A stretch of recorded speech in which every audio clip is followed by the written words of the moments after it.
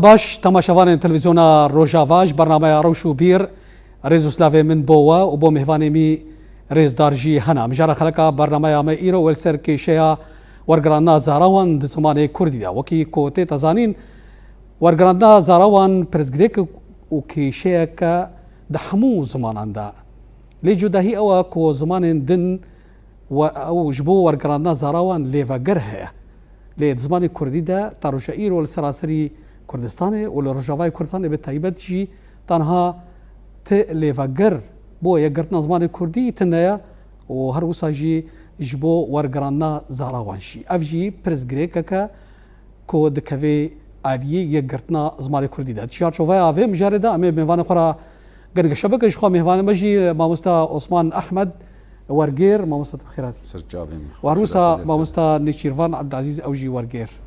gelekî spas ji bo hatata mamosta spas malê ava ez gelekî spasiya dikim carekê dîtir mamosta Osman birasî mijarek pir giring e û bi taybet zimanê Kurdî de ku ew jî dibe pirsgirêkek din ji pirsgirêkê zimanê Kurdî lê destpêkê ji bo temaşevan jî zanibin ana bibêjin wek zaraw danasînekê mirov bidî de gelo ew zaraw di bingeha xwe de çi ye em dikarin bibêjin ewa bilêvkirineka cude ye ji ziman an jî ew bi xwe em bibêjin karekî zimanî xurwî ye سپاس مامۆستا گولال سەروان پرسێتە بخوا زاراو وەک تێگە یان ژی وەک چەمێک زاراو گوتنێک ینی ئەمکان بێژن خۆجیهیە ینی دەڤەریە مامۆستا di zimanê Kurdî de rast di nav xwe de em ke Kurd em behsa zarawa dikin û zarava lê giş jîkê dikeve bin siya zimanê Kurdî de kan zimanê Kurdî ye kes nikar bê zaravê filan soranî yan zazakî yan keloriyê ew fîlî em bêjne ev zaravin xwe gavan bê zarav em tadê ji li ziman dikine yanî di heqê wan beşê dide êgo ne kurmancî axêv de em tadê heqê wa dikine çima yani ew zaravê got pê daxivin em bêjine zarav xwe têgeheke ez bînim necê xwe jî de yani gerek bêjin zarza zarza yani beşek ji ziman beşek ji ziman lê gava dibe zima zarawa nayê wa teya ziman yani dişibe ziman yani şekilek ew şêweyek şêweyê zimanê lê eva jî ki nayê yani nayê qebûl kirin ne li wê civakê tê qebûl kirin li cem kurmancê nayê qebûl kirin a baş gebêjne zimanê Kurdî û zayên Kurdî hene zarzayên Kurdî wê baştir qebûl bikin ev terefê de ew jî keşxwarazîne û bi hezarê wekt bêje sala ev zimanaya ez bêjme ziman ji war e ne zarawa ewana li darin û pê hatine nivîsandin û pê tê xwendin û berhem pê hene û pê tê nivîsandin yani çima em guluk çûçik dikin yani tu binariyekê ji derve be wextê got deqeke soranî be yan jî bêjne zazakî be dixwînin nabêjin wala evaya zarava ye na dibêjin zarê Kurdî ye fe ev kêşe em dixuliqînin li cem xwe ema li cem wana Kurdiye Kurdiyak resine ew jî xwe nadin yani mirov rastî bê jî xwe nadin bi kurmancî ew zaravan yani belkî ew jî sedamayna ku li seranserî Kurdistanê ta roja îro ti lêvegerî bi taybet ji bo zimanê û yekgirtina zimanê Kurdî tune yekgirtina zimanê Kurdî mamoste dema ana de zehmete heta got em nebin xwedî desthilatek siyasî bi rastî wê ev kêşe tim bimîne desthelata siyasî misoger dike yan çareserkirinê misoger dike wê hetmen çareserkirineke baş bo vê kêşeyê hebe أنا بوستا أنا وقت تيجه عم بيشن أنا قلتنا تيجه وزهراو جداهي نبروان هاي وسا مامست زهراو ناي وي واتيا تيجه زهراو ناي واتيا تيجه تي يعني تيرم مقارن بيجن وجمك شي هي مفهوم أما زهراو تي شوي أخافتني برجو زمان تيجي زارتي زارعو يعني شوي زمان بله ناي نرينا مد ناي ويواتا بله انزار ما مستا نيشيرفان قر ديتنا كتها بجودا لسر فيكي تخازي بيجي بري كومبرسيش تمكن نهاية من الجوري نرينا يعني او جرك نافي بخو نبي جهه برسجريك يعني ام قالك تشتافا دمينين ام مثلا سريخو بيتي شينن كاد في ابنا في شبي نها مثلا زاراف بي يعني جي تيجه بي يعني جي تيرم بي او شبي بر او بي يا مهم نها جو اكا امي تشكن يعني جبو يكرنا فاتي جها فان زارافان دفي ام تشبكن يعني بيهتر دوي مليدا راستا ناف بيجن جرينجا أري جرينجا ليه وقتي جو تنافق ليكر يعني مثلا كسيل بري تخبتي نافق ليكر مثلا باشوري كردستاني في چند سالن كارو خباتا واد ملي پرورديدا يعني ام زيدا بيبا نمينن ناف تشبي بر او بي بيجا ام هرن قافات انا بوبنا موس انا قمرف دوغريز ماني عربي جي براسي انا قلنا وك اصطلاح الجمانا قر يعني او زمازاني عربي بيجي صلحي هاتيا سراس كرني هاتيا يجي الهف كرنكي هاتيا ناو برزغري كان وزنا عم بيجي او نافشكو هاتي لي هاري جرنج جبو يقرتنا زمان بركي زمان الهف كرنا شاوا زمان يك شيوا وقتي قو مثلا ازو تو يدي ويدي الهفرونن ام السر تشتكي الهف بكن يعني قال لك تشت هنا نافيو عنيكي يعني نايغو نافيو نايوا تيغو نافيو هر تشتي درب بريتي ده بيجاش بولو يعني اما زاراف بيت ترم بيتي قهبي يا مهم او كيشيا جو تشيتكن تشيا دوارگری دا ام چاوا کارن لیوگره که چیکن جواره کسی کی گو بخوازی انا شخبا بس انا برسامي ديجي انا ابا ورقراندن ام بيجن وقت داناسي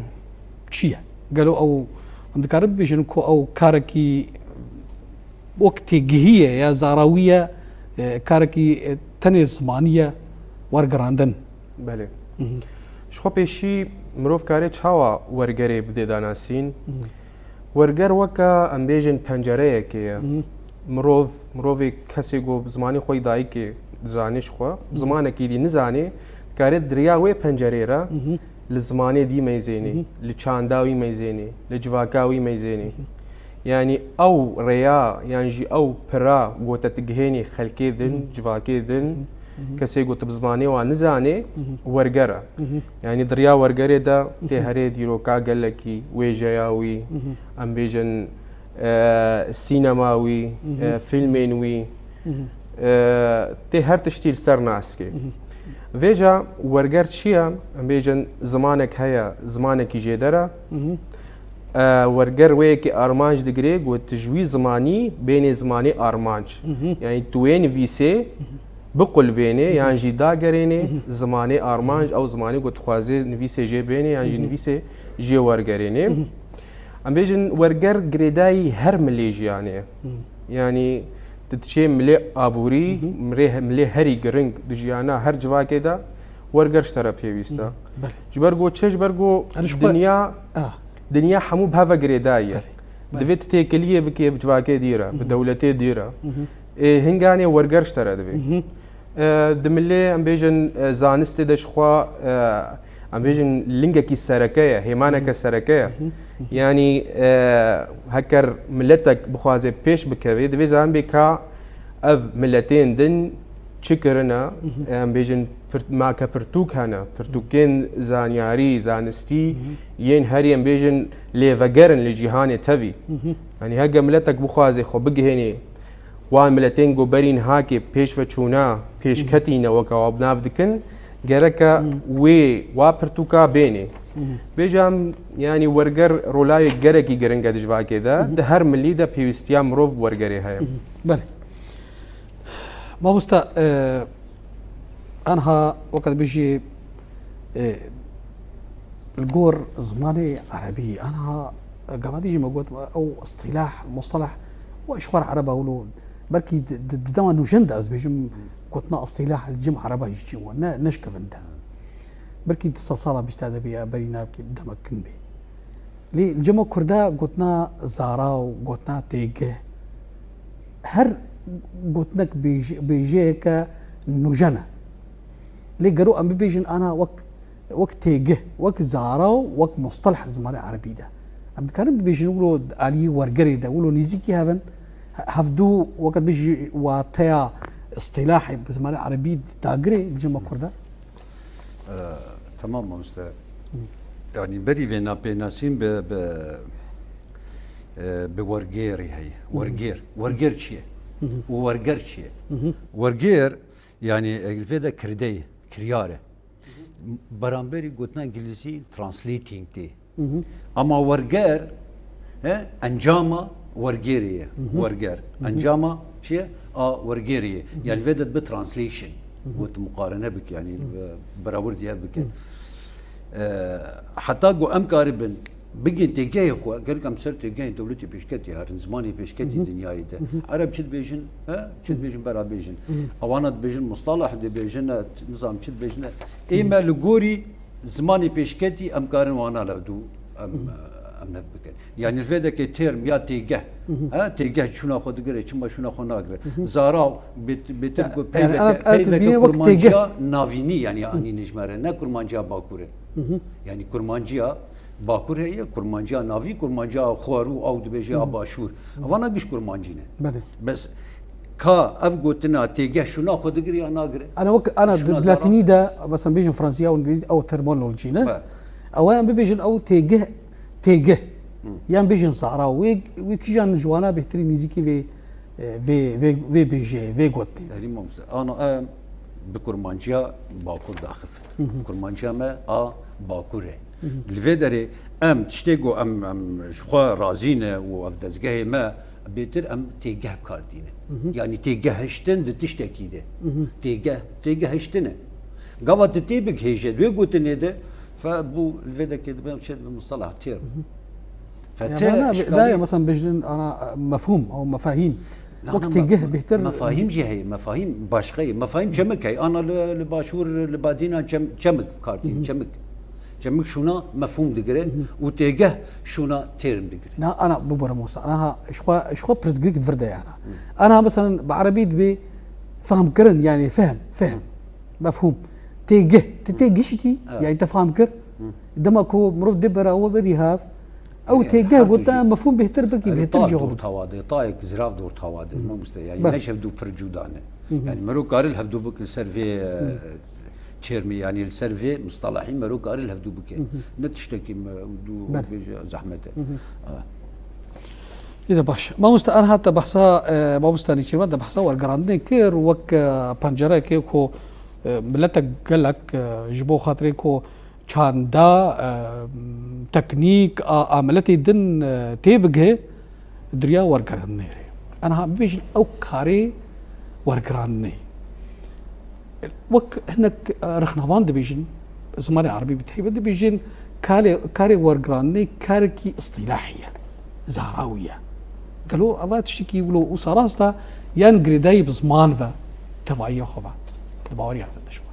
يعني تشاوا كاركي زهراوية يعني تنج بوي وك ورجراننا مصطلحاتها يعني تشتكي نهدر كم يعني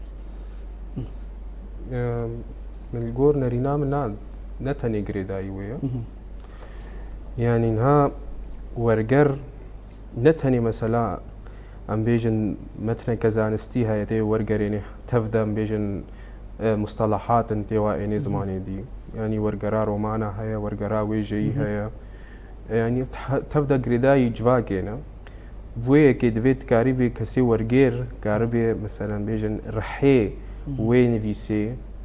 برنجكي بشيويكي يعني دبيجن ورجر نفيسكاري دويم يبرتوكي چما جبرگو او وی پرتوکه وین ویسه برنگه کی تینه گول جواکا خو بگنجینی يعني بزمانه تبتره تشتغلي هلي جو كسين فيسكار بزمانه تبتره باخوي فيجا تيواتي دوي ورجير بروفكي تيجيشتي تيرچاندا به هلبت علي زمان هلبت دوي كسي ورجير يعني چاندا وي زمانه جو جيتيني ناس بكي يعني قال لك تشت هنا بيجن بويج هنا ده ام بيجم تشتي مجازي زماني دنده هنا اگر تب او ورگرات تيب دار اني زماني خو تويش كي شاشتيني زماني خو يعني بويجن هنا تشتي مجازي هنا سبون تدورگري ده دفيت الهمبري زماني قلت تيني ده تشتكي جير ببيني بويجا كي بيني قواتي بدي فيجاش خو مصطلح ام بيجن او ازارافا رولك جرينج تيد ليزن ورجري دا لي ام نكارم بيجن ورجري تاني بيفا جري بدن بله ما مستا أص ما نزان تشيك بطهيت خلاص زيدك لازم زيداب كما بو ورقري ما مستا يعني قال لك ورقراندج مرتين يعني ومدبينين تشابونا ومبينين كشيء سركتي ده وقت ما مستجي اما جي بيكر او بويجا كردي قوتي ده نايب كاراني ما مستا يعني قال لك تشتن هنا بويج عربي جي هنا ابويجانا ناب قوت وك تشاوا كتي داكتي عربي توكي بيني جمهم برامبري وين بويجا مجيرشي بويجا مجيرشي حتى قسكاربهم وينا ببجرينم انا كي قال لك تشتن عم بجنا انجليزي جي مجارات دي قوت تجي كير دي بيجي مثلا جود لك عرب ناس دكين دفيت تجير بيجي بترجمة يعني بورجرينا عربي دفيت بيجي شيء حظا سعيدا شيء نابتي حظا جيدا القول هنا فين بك حظا سعيدا فين بك حظا جيدا ابو خال الجم انجليزا وصايا جيدا جمجلو شنسكي باش دخواز مشتري منابي شنسكي شاد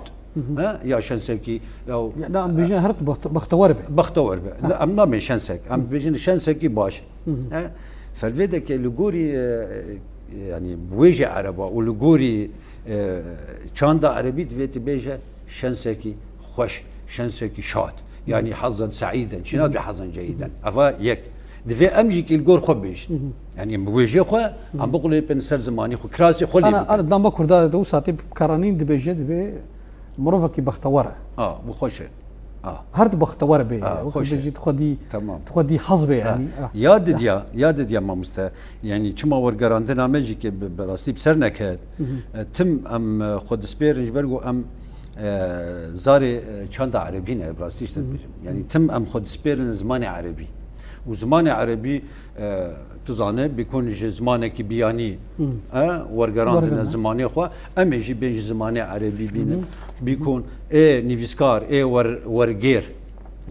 ورغير انيه ورغراندي نيفي رحيوي شويه حتى قشتي عربي ام يجي بين رحيه ديجي دمره ورغير ورغير بيرح دمين يعني فدك شيء ما باش قوم بگین يعني جدرا وینا اموی بخوا بگورن زمانی خو چما مدریا زمانی کی ناونجیره بس انها براسي مجاره ناخذ نقولوا تشارشوفيا مجاره دك ناخذ نقولوا جنقشامد د تشارشوفيا كطنجي مجاره دبي انها زارو يعني بيشنتيجه دماكو كارك جير وري كرنج بو ورغرانتني ما ندفي او مروفي ورغير دفي شرط ومرجن هابن دا كاربي ببيجن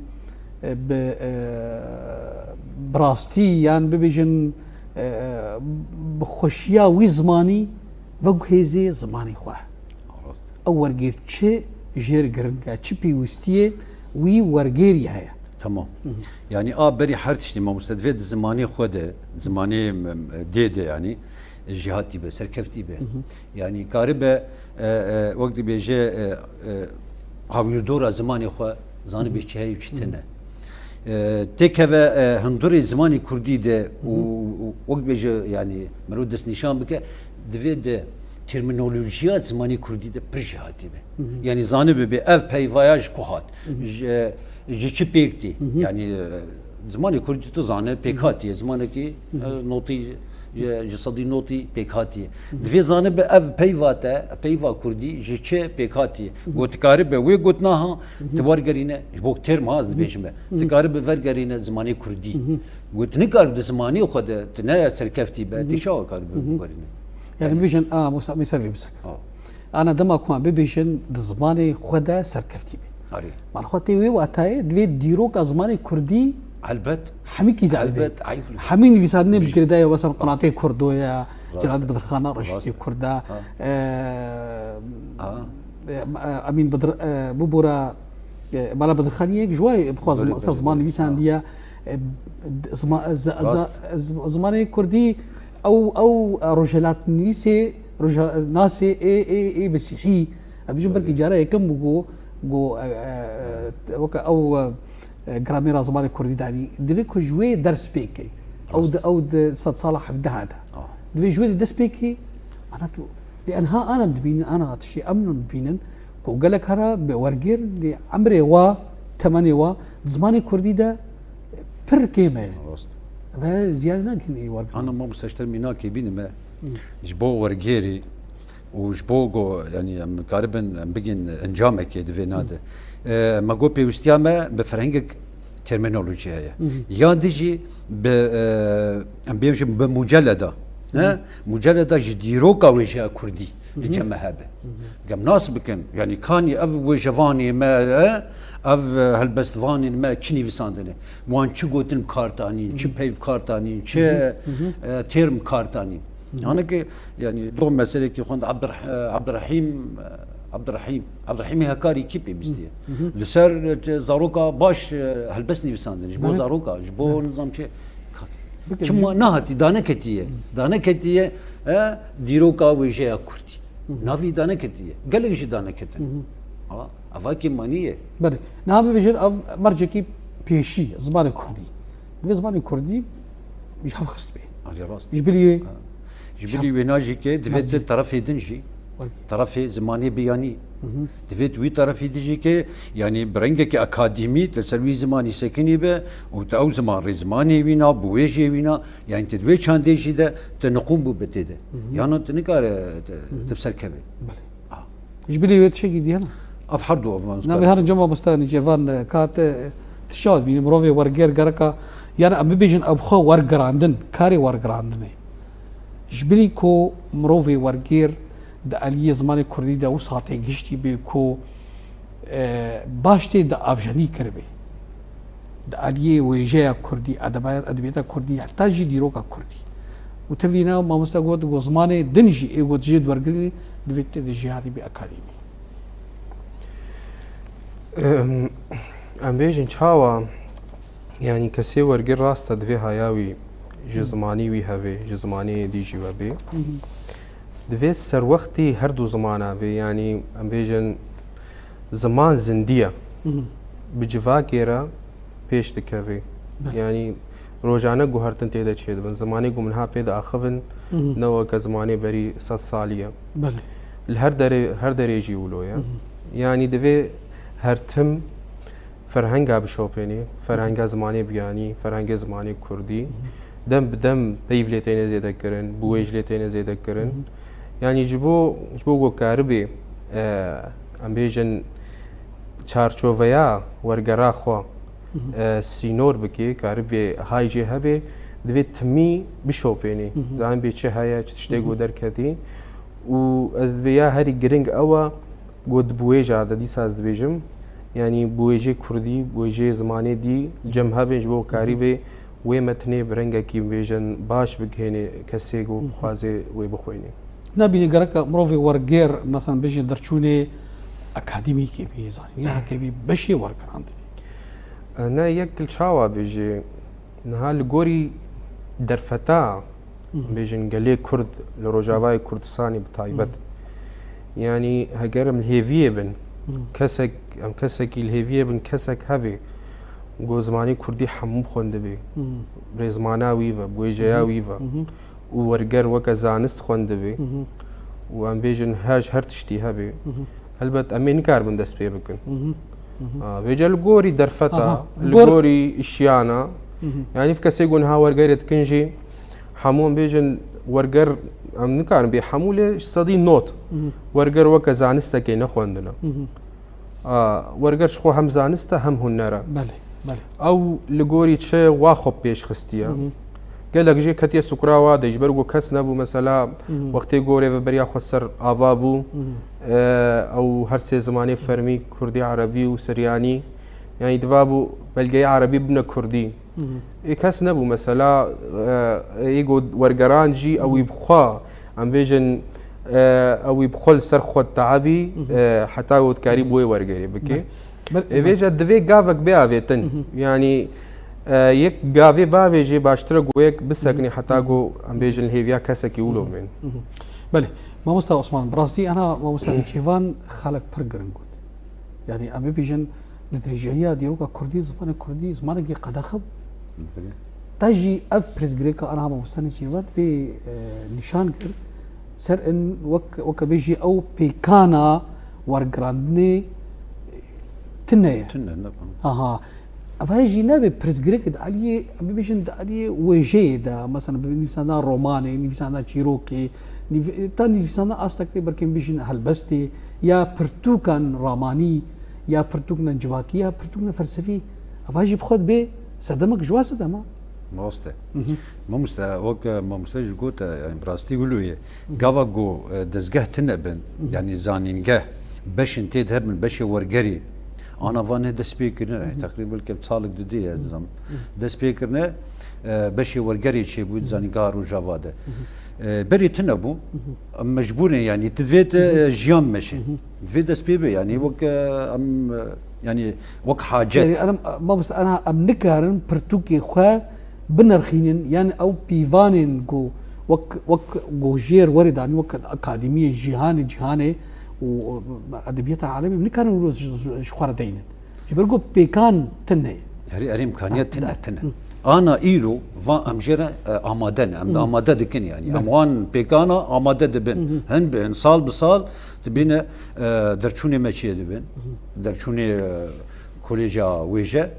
دس بيدكا تشي دبن يعني حتى اني راديه كان بيجن باشا بيشكتيه يعني سركفتينا تكاري خوده وايرو غور روشي وايرو الغوري روشي دزقاها دبلا بهنا يعني ورقري دكن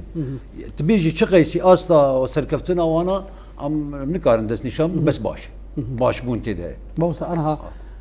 ام بيش نصير دولتنا عربيه افشن صالي وانا قصر خبونا اصلا بلكي غايا 6 صالي زيدي 6 صالي ترى جايرو علي تكنيك ده علي ميكانيزم ده علي شوات عند زياده الميكانيزم انا تربس الصور وتشلو وبرجن عربي ترى جايرو تيب كرانين او مصطلحاتي اري نكار اها عندما يكون بيجي الكرد شو ده صال شي بنا شي نبونا راست أخوة ده مسألة دما مستا يعني إما زمانك أم بيجنا هندو أوروبية وبشة هندو إيرانية يعني نتشتكي شاخي يعني نتشتكي دورة جنب بيفك لاتيني بين النافخ يا إنجليزي بيان تشتكي ده أم بين دما إيرو ده أم كار بينن بمست أنا صار درمان ترجع إيرو عربا نكاريبو تيجه كي زاراو كي درمان دين او درمان شا مصطلح اجنبي تبي بكراني يقولوا يجبرقوا بنا جفات انها يعني نبرهم داره نجفاتك منتج ما مستاهل قفا جفات برهم دار يعني او برهمي بدا ونافي خلي بك اللي قفا جو جفات وقت بيجي يعني فان برهمان دكره هلبت وتفنافي بكرنا نقارنا فالي بك بله بوستني كيفان انا بيجن برسكريكن شخور جرانديتا هيك جي جوت جو زمان كردي وك قد خبو بكان ترجع يرو جتنا لان بيجن جبلي هناك جبلي ويتش برسكريكن ورغراندي بيدا ها ورغيري كرد نرينا من باري جلكي جرانا چما جرانا جبرجو بيجن لجور بيفانين ورجري الدولتين جو شان صالن ورجري تكن يعني دائما كدريج ورجري تكن بيجن بسبوري هنا يعني قادة زاغوني هيا قادة سياسي هيا قادة بزيشكي هيا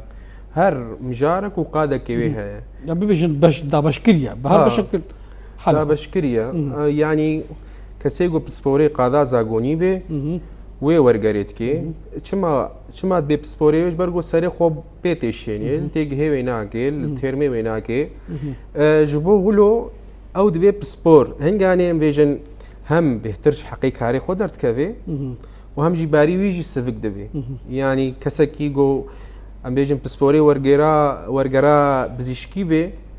نه چاره هری ورگرا دیب که یا زاگونی بکه یا جیا سیاسی بکه یا جیا جواکی بکه نگو ورگره کم بیشن گشتی به یعنی ویجا ورگیری کرد گناویت بو ورگیر جم جواکی دەبێت هەر تشتی فێم بکەین یانی دەبێت بێت هەموو بە شادت کار چ نویسێبت نەتا زاگۆنی بێ پزیشکی بێ ژواکی ئەلە بڕاستی تە بەحسا بوو بۆرە تە بەحسا زاگۆنی کرد ئێ مژمەرە پڕ گەرەگا و ئەوە زاگۆنی ئەوە ئەلی کێڤە ڕەنگە زاراوان و تێگەها زاگۆنی چی بووی شخوا فەرهەنگایەکە من بێژنم پسپۆریە فەرهەنگا حقوقی وەقفا مۆزەبۆتامیا و مافناسان هەن مافناس بێژن حقوق ناس ئەنجاما چەند جڤینادە ناوبەرا هەم زمان ناس ینی کەسێکی زمان فێم دەکێ و هەم حقوق ناس کەسێک گۆش حقوقی فێم دەکەن مافناسیە فێم دەکەن ئەنجاما نیقاشادە ئەنجاما بێژن کار و خەباتێدا فەرهەنگەکە وها ئەم بێژن وەکە دەستپێکێ پێشکەشکردن نێزی 700 تێگەه تێدا هەنا li gorî wê niha kesê wergêr got divî warî de wergerê bike karê xwe bispêriye de çima ye xwe spêriye de ji ber got zanê kesekî gokarî wî ye ev karkarî wî ye ev ferheng çê kiriye û kesekî zimannas jî pêr heye lê vegeraye yanî em bêjin ji aliyê mafnasiyê ve ji aliyê naverokê ve jî helbet wê rast bê û ji aliyê em bêjin ziman ve jî wê rast bê bêca wextê got kesê wergêr lêvegerekê dibîne yan pirtûkeke em bêjin ferhengeke pisporî dibîne rastî kefayî tê çima ji ber got ne mecbûr e herê li wê têgihê bigere niha li gorî bêjin serboriya me di wergerê de têgihek tê meselen di Kurdî de nîne ez ê çim meselen li ferhenga gerim ferhengê li cema ez ê çim li ferhengê soranî gerim li ferhengê badinî gerim yani carna jê têgihên hene bi rastî dem ji ware dibe yani dema te gelekî dixwin ez weke wergêrê got lê wextê got meselen ferheng hebane ferhengê pisporî hebane ferhengeke em bêjin lêveger hebane ew qa demam li ser neçû ji ber got dîsa ez dibêjim ne karê wergêre got rabê peyva darê jê peyva çêkê ev karê saziyane ji xwe ew kar jî çima nebûye dîsa me got ji ber got hê em nûne hê em ji nû vira gav bi gav diçin bi xêr wê ew jî çêbê ji bo vê yekê jî hemû dibine astengîl pêşiya kesê wergêr بله مامۆستا ئەها مامۆستانی کێوان بڕاستی شکانە ئەبانە ئەو پرتوکە ئازاگۆنی بڕاستی بەری چەند ڕۆژێکی گشتە بێ بەڕاستی کارێکی گرێکی باش تێدا هەدیەکەرنەوە لێ بەرکی پرێزگرێکنا داڕشتنا زەڕاوان تێگەها ئەها ئەو وەک ji بۆ داڕشتنا زاراوەکی تێگەهەکی مستەلەحێکی وهەیە تدبینی وسا تشتێکی ڕاستە دەماکۆ مرۆڤک شپاخوا یان چەند مرۆڤ خۆ هەف وسا مستەلەحێکی شێکین یان زاراوەکە یا تێگەهەکی تمام مامۆستا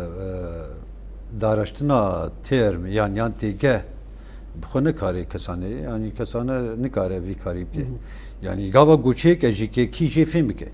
yani çi me best ji vê têrmê ye çi wata vê têgehê nikare avaya karê dezgahê yanî kare diriya ferhenga re wek dibêje ferhengên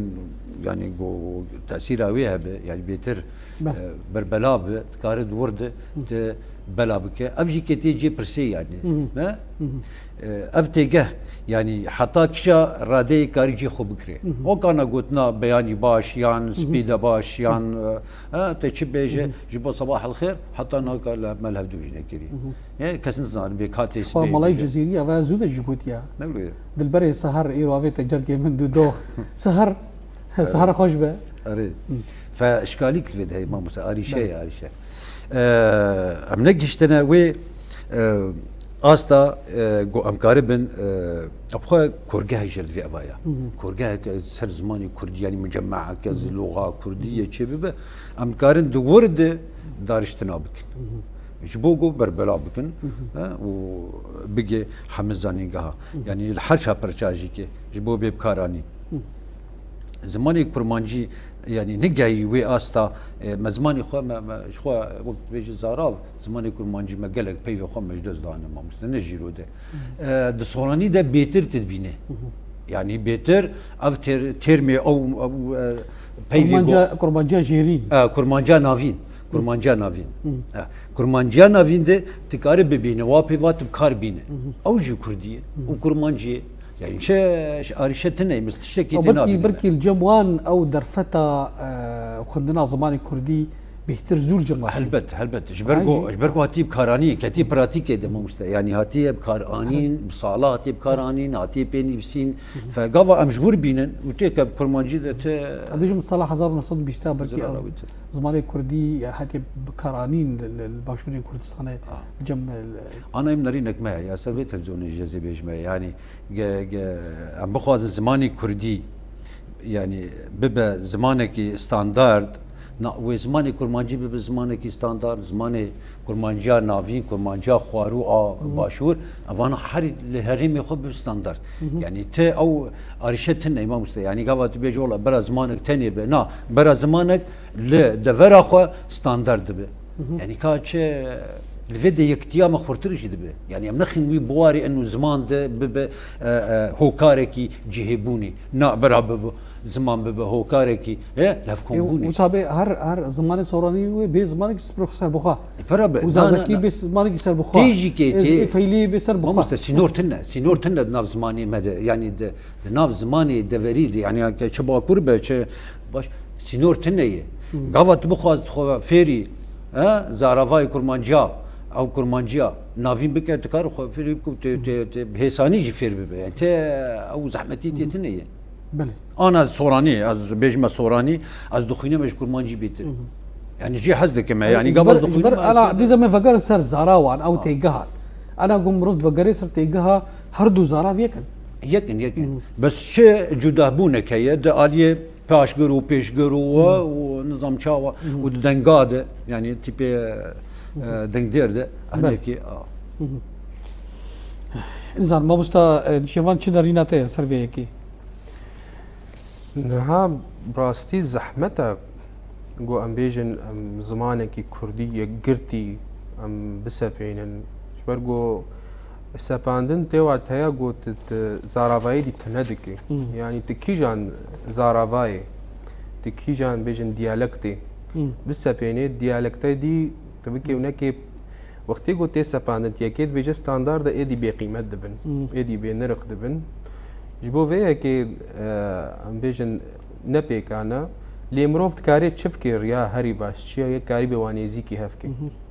چلو میوانیزی کی هف کنش لو خالب حفبش يعني بيجي ابجي قريداي مجارا خلكا ما يجي يعني تيرمين گوتين بكار انين تو مثلا چلفرت تبكار انين تكاري باشور نفسها بكار بيني عينيوي لباكور ام كارم مجهف فيه يمكن يعني نا مثلا تشتكي بكار بين او بكار بين يعني ابا بيجي كاركي باشد علي نيزيكبونا هردو زاراوان اريش خو هناك ويا هاجي دنا بيش جو زارافاي كي تيكل شي ببي سورمانجي مثلا يعني هم سوراني هم كرمانجي يا كسيغو باخفي قريب بهردو زارافاي باخفي جبوغو نيزيكي هافنش خو باشور بادني هيا يعني ام تكارم فيجن تشتكي نيزيكي وي نرينا سورمانجي هيا يعني بادني هم كرمانجي اجي هم قال لك تيجي تمين سورمانجي انا موست افغوتنا سورمانجي او بوك وقت تيجيها كيبي مصطلح قدام هذا ونزل هذا بيجي زمان كردي انا بقول انا تيكل كرنا حمو زارافان وقت بيجي وربيش كرن وداويدا هر زارافك جيب وبزمان كردي شما بسورمانجي نا اشترش خو اشترنا بنرينا من اشتر بنرينا كولو هيا نرينا كبيرنجي هيا از بناخ من نرينا خو اللي از بيجم ريا هري بيجم الجوري من راست قطواني زيكي هفكي بله تني كاري سوراني تاني بسبين تني كاني كرمانجي تاني يجي بسبين بله بوستا براسيل دماما قال لك انما مهركي برسا قد وقت وبص عثمان فرم ام تكرم بيجي موسى چه پیشنیاز هنا بو کارین کرنا والگر زمان کردی داری زاراوان دا ما مستا ورد کاری به وان زاراوا تیگها زمان بیانی وقو هزی زمان کردی نا ام نابيجن حمتش ما مست حمتش لا وقت بيشنياز وقت بيشنياز اري بيشنيار بكارانينا وقت بيجي اشتفهم دكما انا تشتن هنا ما مست تير من هنا يعني شو ناوي ناي داغرتن شو نوا ناي داغرتن تير من ام بيج زانستينا بزيشكينا تير من جريداين اري مرة بد سبيكر كده جمعة للجمع ما مست وقت ما قلت ما بريج قلت ما قلت كورجاك زماني كردير لازمه لسر اصلا حرشا برجا كورجاك لازمه ام كار من دفرده دارشتنا بكن يانجي ام تيغان بافرين دفرده ند في تشورچه ده تنكار بيجي يعني برخوه ها بوقت بيجي خباطه كسانه زحمته وهر قلص وهر جو خناقره جو خناقر بركي دمكيجي بيا دمكيجي بهلبت لي قافا جو شغله وقت بيجي اشي كي كورغا زمان به يعني مجمع لغوي حمكس وبابل به انا مثلا وقت بيجي كومالجهك يشبو بفرجر ورجر بليفرجر جبو زمان كردي هلبت فهي برزجري كاينات برمزنا خويا نا برزجري كاينه مزنه ما مستاهل يبو شاء تنهاجنا انا الجامعه عربه هيا بايا مجمع اللغه العربيه في مجمع ده جحم دوله عربيه نبي فا دوله جيرنا كانت ابنا بيجن بيكانين ابوري جيرت امكانيات مادي مزن جيرت هلبت امكانات جيرت فين بس ايما ام جبوي اما يعني ام تيجيش هفدو وقت بيجي ام كارم تي بيجيجن يان تيجهن روجانا بمردر باز دراغاندني ده باش كان هفدو با براستي دم المطن بويا دخلك داويده بركي ما مستني شيفان بيجن سر استا كردستاني وبتهيب سر روجاوي كردستاني چند سازي هابونا بيجن سازية روشن بيري هنا وسازيين هنا بالتايبت زماني كردي وكجي سازكي وقت اندامك جديدة تاكي رادي واكو ملايان وان سازيان كاريوا پیشکتی بود علیه ورگرانا زارا و تیگهان شخواز بناوی خود اشتغل من الفرب راستی دی سامد وگرنه سالفاگو هی دمج مرا دوی لی از خوازم چی بیجم از خوازم کسی گو وقتی گو آخوی تمید بی لی وگره کمانینا فرهنگک نینا لی وقتی گو فرهنگک درد که دیسا همان کس دبيجي نا فرهنگ چما اولويا وافتش چما اولويا يعني غم ناكي قويك رخنيكي بكي دجهي خود بي يا كما نقول ها مثلا از نكارم السروي فرهنگا زاغون سازي يا فرهنگا حقوقي تشتكي بيج مش برغو حقوق نقادامنا هر يكي قو تشتي قادا خو فين بكي بسوري قادا خو بي كاربي نرخاندنك راست نرخاندنك راست بكي او مويه بكن اللي برزغري كامت شيا هر كسد هر تشتي تشتغلي وقتی گو لیوگر چه دبی چماولویه اینه دبی یک دست پی بکی تمام دبی یک گاو کی بدی حتی گو امکارب نویجا بردوام بکن براسي دم نما از اگر تجي الباو هابن ليبورينيش خازم دم وقت بيجي بداوي بو ما مستا نيجيرو عبد العزيز وارجير زقلك سباسيات كم قلت بجدار في خلاكي بوي قالك سباس مالي افا ومستا عثمان احمد اوجي ورجير وقالك سباس بو بجداريات في خلاكي سباس بو باخذنا بله تماشاوان تلفزيون روجاوا بوي هواي امكان داويا خلاك